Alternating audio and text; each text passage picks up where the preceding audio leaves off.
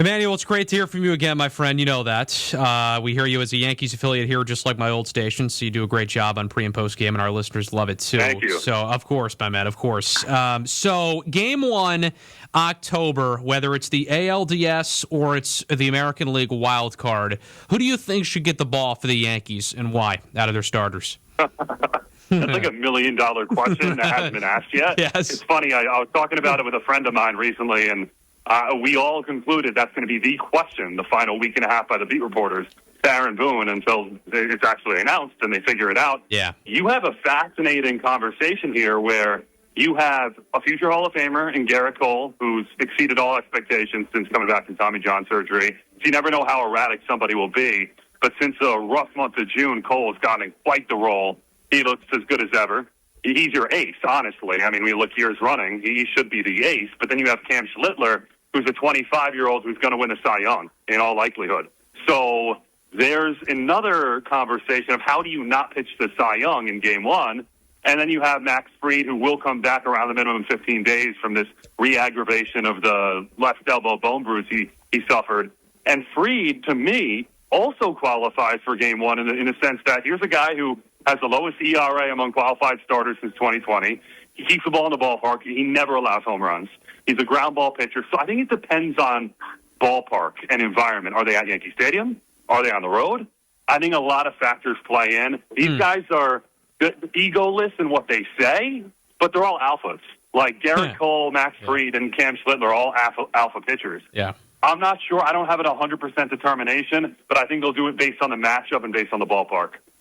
Well, and Emmanuel, the one thing that I always look at, like you're talking about Cy Young and you're talking about Schlittler, he has been fantastic on the road this year.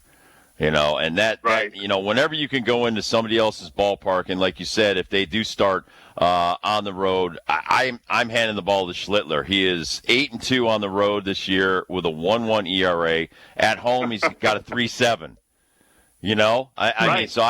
But the problem's going to be everybody. You know how the Yankees are. You cover the Yankees.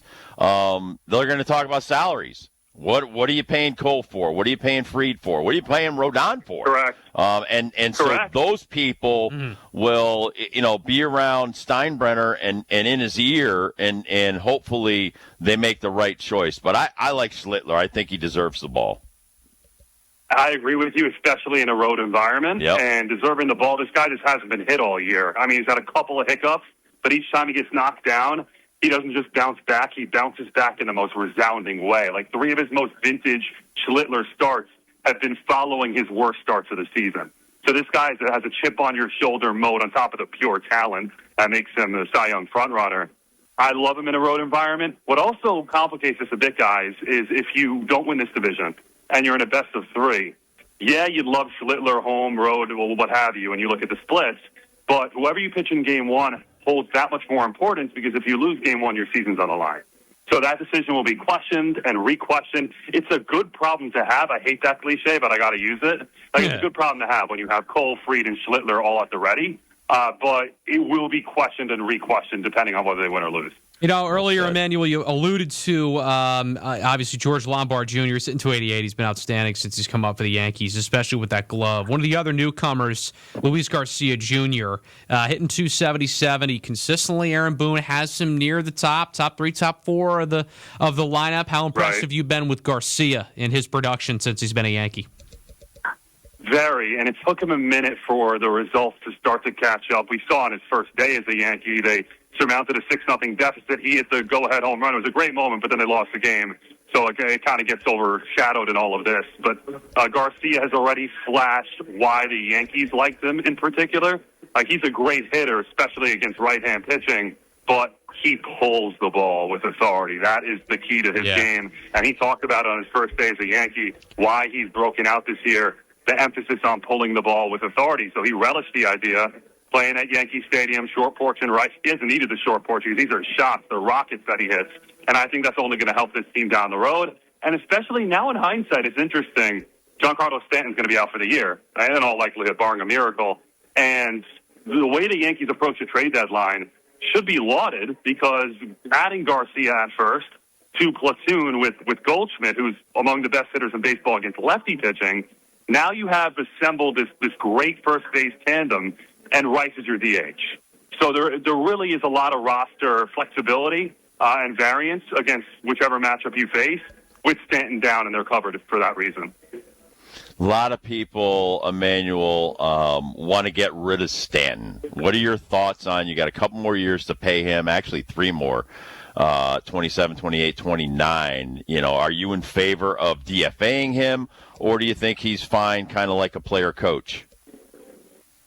Yeah, I don't see a reason. There is also insurance money involved in all of this when you get into these situations, and I don't know too much in the weeds of how that process would work.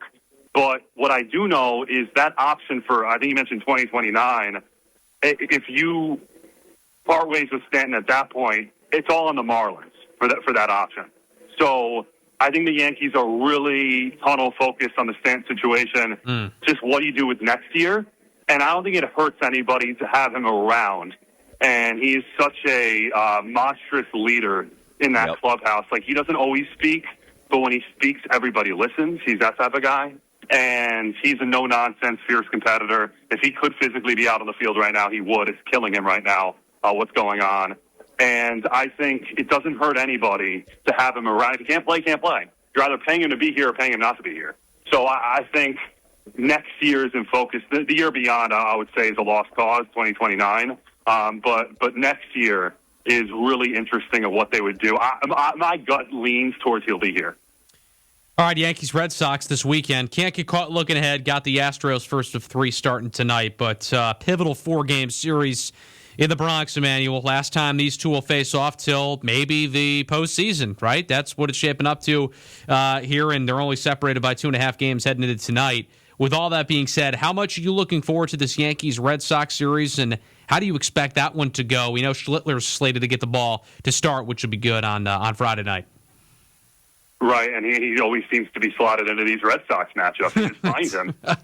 Schlittler against the Red Sox, who he grew up watching, and the whole Massachusetts and Boston connection, and late-round pick, and now he's a Yankee, and he has that historic start against them in the postseason. And what was it, his 13th Major League start overall? Yeah. And now he's come into this season and dominated them at every turn when he's seen them, outside of one little hiccup at Fenway Park. But that was open. Yankee shoddy defense had as much to do with that one. I think it's going to be really interesting how this series unfolds for a couple of reasons. A, you could see them again in a wild card series rematch. B, the Yankees have their sights set higher. They want to win this division. They want to hunt down Tampa Bay. They're 3.5 back of Tampa right now.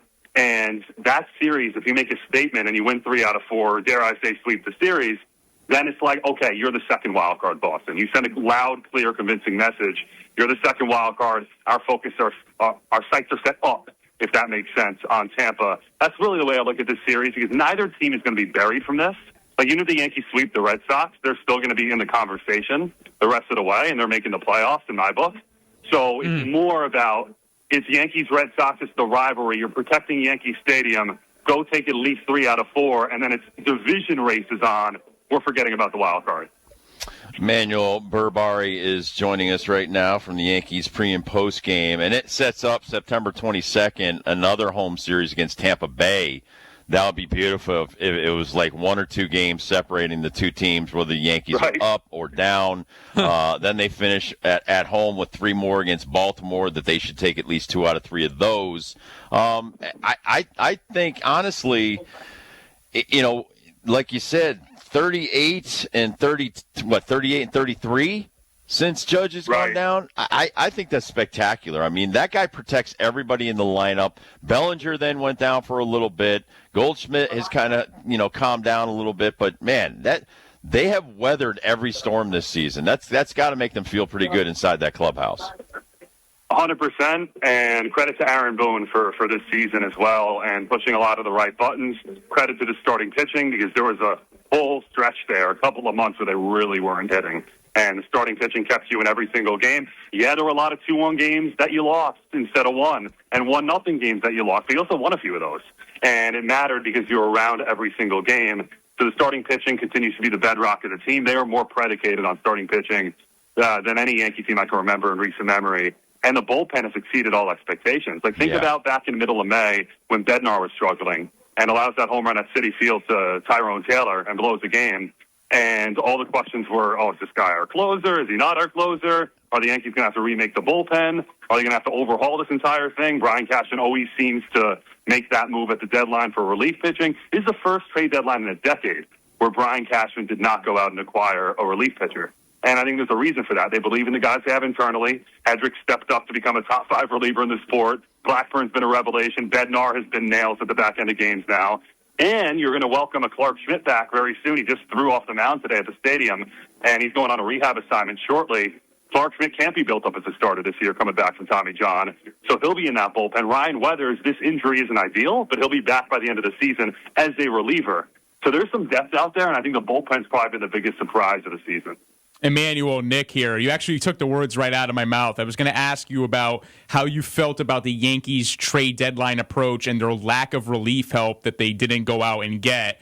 One name we haven't heard a lot about is 2024 AL Rookie of the Year, Luis Gil. Obviously, he's been sidelined with that injury, but I'm just looking at some of his stats. They've actually transitioned or made the attempt to transition him into a relief role in AAA Scranton, and he's looking like he's doing a fantastic job and maintaining that command that gave him some problems as a starter with the Yankees. Opponents only batting 167. He's yet to allow a run in AAA. Is this something that you think could be a vital asset to a postseason run, maybe transitioning Gil once fully healthy and ready to go towards a relief role in October? Could be, and the Yankees are certainly stashing that option away, and they have spoken highly of the work that Luis Gil is doing. Now, the question will be what you alluded to, the command, and that is what has evaded Luis Gil since that Rookie of the Year season. Remember the first half of 2024, this guy was a Cy Young candidate, the way he was pitching, and elite command on top of the blow-away fastball at 99, 100, even 101. If he can get that next layer of command coming out of the bullpen, this becomes a really intriguing relief option. People have forgotten about Luis Gil for a while now because early in the season he struggled, then he got hurt, and he was sent down. I think he could be a factor out there. I think my pecking order, though, is more Schmidt, Weathers at the top as guys they're relying on out of the bullpen, and then Luis Gil. But things can change on a dime. You've seen it all the time. If Gil comes up here and he has a couple dominant relief outings, they'll ride the hot hand, they'll ride the momentum, and he'll enter that trust tree. Emmanuel, great stuff. We appreciate your time. Love listening to you do the pre and post on these Yankee games. We appreciate your time today. Thanks so much, guys. Fun chat. Appreciate it. Thanks, Emmanuel. Good stuff. There we go. Thanks, guys.